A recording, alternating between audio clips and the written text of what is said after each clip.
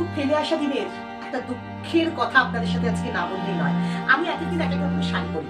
আজকের এই শাড়িটা আপনারা দেখছেন, আমি শাড়িটার নাম জানি না। 2023 সালের অক্টোবর মাসের আমার মা মারা গেছেন 24 সালের মার্চে, মায়ের কাজ আর দু একদিন মধ্যেই। আমার মা 2023 সালের অক্টোবর মাসে পুজোর সময় এই যে সুন্দর একটা শাড়ি, কি শাড়ি আমি নাম জানি না, অসম্ভব মিষ্টি একটা রং। আর যখনই মায়ের শাড়িগুলো পরি না, মায়ের দেয়া উপহার এটা আমাকে।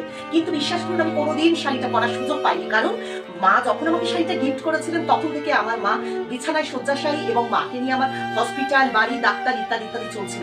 ফলে আমি ভীষণ খুব মনোকষ্টের মধ্যে ছিলাম। খুব বিগত দিনগুলো যেগুলো আমার চলে গেছে, খুব একটা বাজে সময়ের মধ্যে দিয়ে গিয়েছিলাম। আজকে আমি একটা জায়গায় নিমন্ত্রণ বাড়িতে গিয়েছিলাম, এই শাড়িটা পরে গেছি মায়ের। সকলে বলছে এত মিষ্টি হয়েছে। তা যখন মায়ের দেওয়া উপহারের কোনো শাড়ি পরি না, তখন ভীষণ মাকে যেন আঁকড়ে ধরতে ইচ্ছে করে বারে বারে।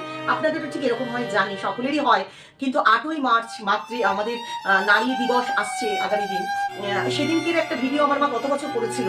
সেই ভিডিওটা দেখলে খুব কান্না পায় আমার, যে মানুষটা মৃত্যু পথযাত্রী অথচ সে আঁকড়ে রেখেছিল আমাকে।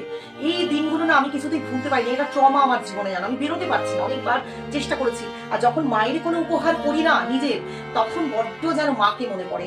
এই শাড়িটা আপনাদের কেমন লেগেছে অবশ্যই আমাকে বলবেন। আর মায়ের দেওয়া উপহার তো বড্ড যত্ন করে তুলে রাখি। তাহলে প্রত্যেকের মারাই যেন, মা এবং বাবা যারা রয়েছেন প্রত্যেকে যেন খুব খুব ভালো থাকেন এবং সুস্থ থাকেন।